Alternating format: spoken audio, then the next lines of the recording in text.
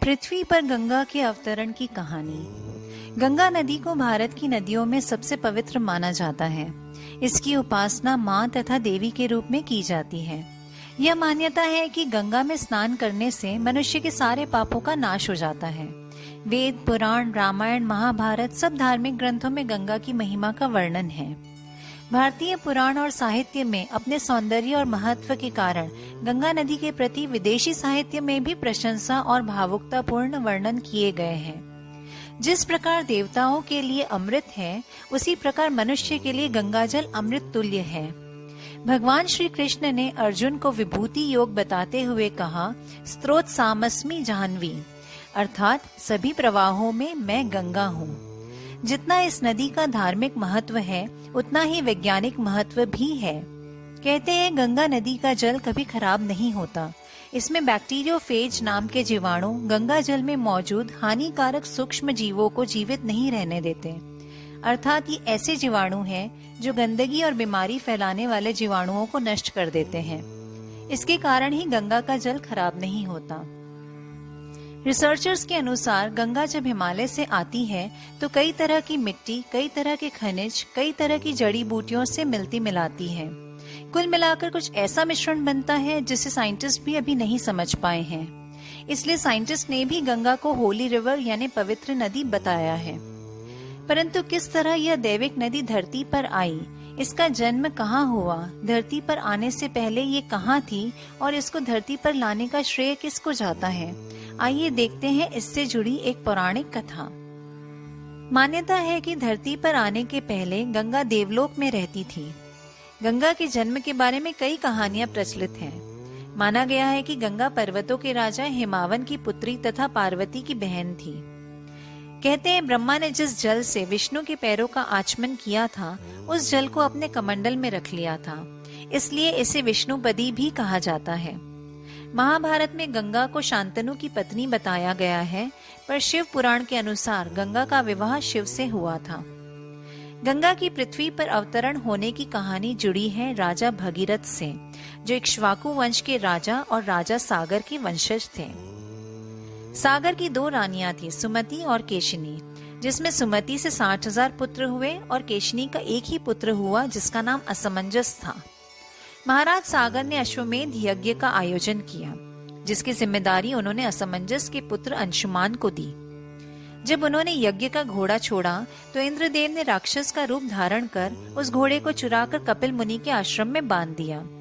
इधर सागर के 60,000 पुत्रों ने घोड़े को पृथ्वी के हर एक स्थान पर ढूंढा और वह घोड़े को खोजते हुए पाताल लोक तक जा पहुंचे, जहां कपिल मुनि अपने आश्रम में तपस्या कर रहे थे। जब उन्होंने घोड़े को कपिल मुनि के आश्रम में देखा तो उन्हें लगा कि उन्हीं ने यज्ञ का घोड़ा चुराया है। सागर के पुत्र उनकी अवहेलना करने लगे, जिससे उनकी तपस्या भंग हो गई। कपिल मुनि ने जब अपने तपोबल युक्त नेत्र खोले तो राजा सागर के 60,000 पुत्रों को अपने क्रोधाग्नि से भस्म कर दिया। जब अंशुमान वहां पहुंचे तब उन्होंने कपिल मुनि से क्षमा याचना की और सागर के उन 60,000 पुत्रों का उद्धार करने को कहा। तब कपिल मुनि ने अंशुमान को कहा कि उनका उद्धार केवल गंगा के जल से तर्पण करने पर ही हो सकता है और उसके लिए गंगा को धरती पर लाना होगा। अंशुमान ने अपना राज्य अपने पुत्र दिलीप को सौंपकर गंगा को स्वर्ग से पृथ्वी पर लाने के लिए तपस्या की, किंतु वे गंगा को पृथ्वी पर लाने में सफल न हो सके। अंशुमान के पुत्र दिलीप ने भी गंगा के लिए तपस्या की, परंतु वे भी असफल रहे। दिलीप के पुत्र का नाम भगीरथ था। भगीरथ ने ब्रह्मा जी की कठोर तपस्या की। जब स्वयं ब्रह्मा उनको वर देने के लिए आए तो उन्होंने अपने पितरों की मुक्ति के लिए गंगा को धरती पर लाने के लिए वरदान मांगा।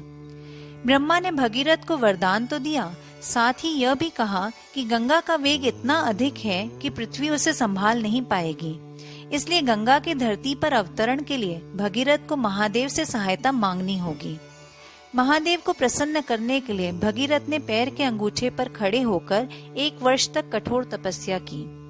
महादेव ने प्रसन्न होकर भगीरथ को वरदान दिया कि वे गंगा के वेग को नियंत्रित कर लेंगे, लेकिन गंगा को अपने वेग पर बड़ा अभिमान था। शिव को अपना तेज बताने के लिए वे पूरे वेग से धरती पर आई, परंतु एक ही क्षण में शिव ने गंगा को अपनी जटाओं में जकड़ लिया।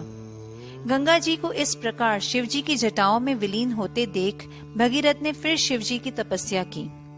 भगीरथ की इस तपस्या से शिव फिर प्रसन्न हुए और आखिरकार गंगा जी को हिमालय पर्वत पर स्थित बिंदुसर में छोड़ दिया। और इस तरह शिव ने गंगा की अभिमान को तोड़ा और उन्हें विनम्रता की सीख दी। भगीरथ गंगा जी को अपने पीछे पीछे अपने पूर्वजों की अस्थियों तक पाताल में ले आए, जिससे उनका उद्धार हो गया। भगीरथ के पूर्वजों का उद्धार करके गंगा जी सागर में जा गिरी। गंगा एकमात्र ऐसी नदी है जो तीनों लोकों में बहती है, स्वर्ग, पृथ्वी और पाताल। इसलिए संस्कृत में इसे त्रिपदगा कहा जाता है। चूंकि भगीरथ के तप से गंगा को पृथ्वी पर आना पड़ा, इसलिए गंगा को भगीरथी भी कहा जाता है। और दुस्साहसी प्रयासों तथा दुष्कर उपलब्धियों का वर्णन करने के लिए भगीरथी प्रयत्न शब्द का प्रयोग किया जाता है। ऐसी दिव्य नदी पूरे विश्व में केवल एक ही है, परंतु बढ़ते प्रदूषण ने इस नदी को दूषित कर दिया है। गंगा केवल एक नदी नहीं, बल्कि मानव जाति को ईश्वर की देन है और करोड़ों लोगों के जीवन का आधार है। इसलिए जिस नदी को हम माँ तथा देवी मानते हैं, उसे निर्मल और पवित्र रखना प्रत्येक मनुष्य का कर्तव्य है। हरिओम तत्सत।